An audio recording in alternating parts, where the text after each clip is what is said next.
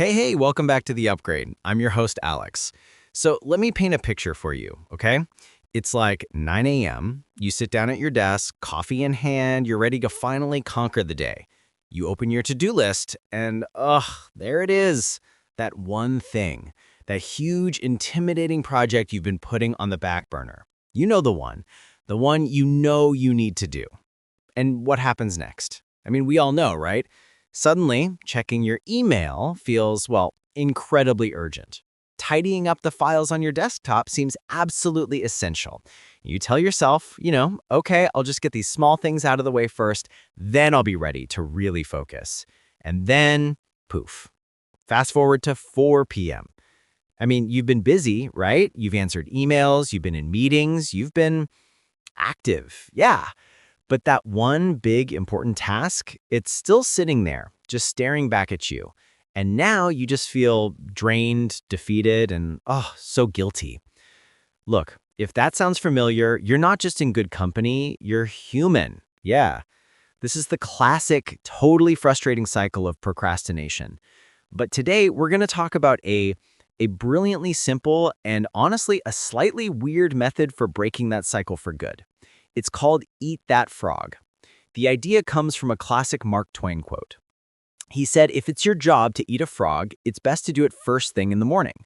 And if it's your job to eat 2 frogs, it's best to eat the biggest one first. So in this analogy, your frog is your single most important task for the day, right? It's that one thing you're most likely to avoid, but it's also the one that will have the greatest positive impact on your work and your life. So the rule is, well, it's disarmingly simple. Eat that frog first. Before you check your email, before you get lost in that endless scroll, before you do any of the easy stuff that makes you feel productive but doesn't actually move the needle. Nope. You identify your number one priority and you tackle it with focused intensity. Now, this sounds simple, almost like too simple. But why is it so profoundly effective? This isn't just some cute metaphor. It's a strategy that directly hacks the very neuroscience of why we procrastinate. See, procrastination isn't a character flaw. It's a turf war happening inside your brain. On one side, you have your limbic system. Think of it as your brain's pleasure-seeking, pain-avoiding toddler. It only cares about right now. It wants that instant gratification. On the other side, you have your prefrontal cortex. This is the CEO of your brain, right? The adult in the room. It understands long-term goals. It can delay gratification for a bigger payoff later. So when you look at a big, difficult task, your frog, your limbic system just sounds the alarm. It screams, this is hard and unpleasant. Avoid, let's go watch a cat video and get a quick, easy hit of dopamine. And yeah, it often wins. Eat That Frog just flips the script entirely. By deciding the night before what your frog is and then committing to doing it first, you're using your prefrontal cortex when its willpower reserves are at 100%. And here's the magic. The moment you complete that hard task, the moment you eat that frog, your brain releases this cascade of endorphins and dopamine. But this isn't the cheap, empty dopamine of distraction. No, it's the rich, satisfying dopamine of genuine accomplishment. Wow. Neuroscientists call this the winner effect.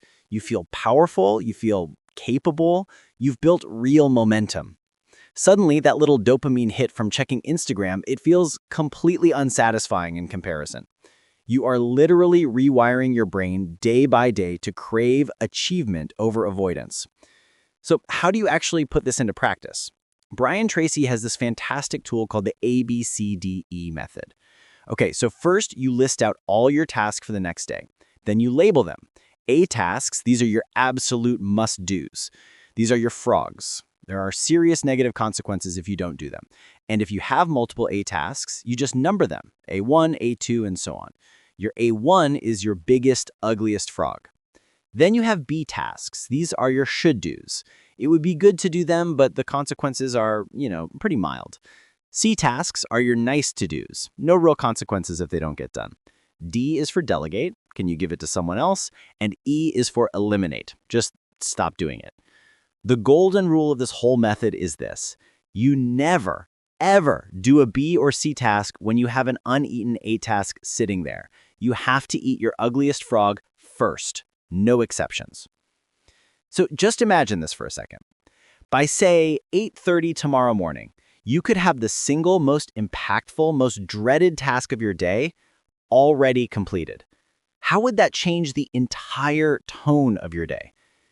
I mean, you'd feel proactive, not reactive. You'd be operating from a place of accomplishment, not guilt. So here's the challenge. Tonight, before you shut down your computer, take out a piece of paper or open a blank note. Write down everything you need to do tomorrow and be ruthless, be honest.